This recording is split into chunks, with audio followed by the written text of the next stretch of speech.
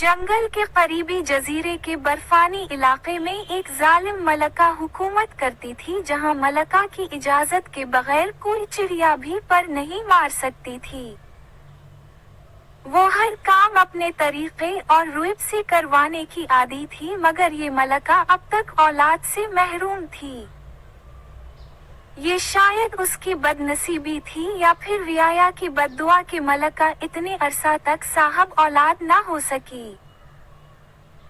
फिर एक रोज ऐसी अनहोनी हुई कि किसी को उस पर यकीन नहीं आया।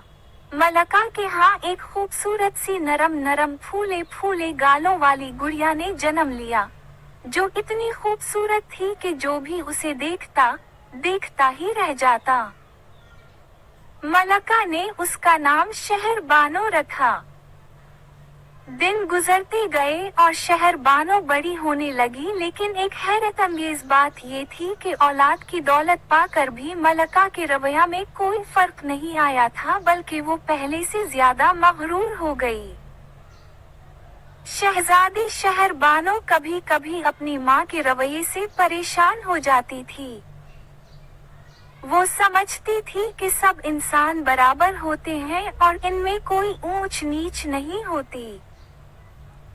रियाया भी अपनी शहजादी शहरबानो से बहुत प्यार करती थी। एक रोज शहजादी ने अपनी जालिम माँ को सबक सिखाने का सोचा और फिर उसने बर्फानी जजीरे में बर्फ का मसनूई तूफान पैदा करने का फैसला किया, ताकि मलका तमाम चीजों से महरूम हो जाए और उसमें भी महरूमी का एहसास पैदा हो।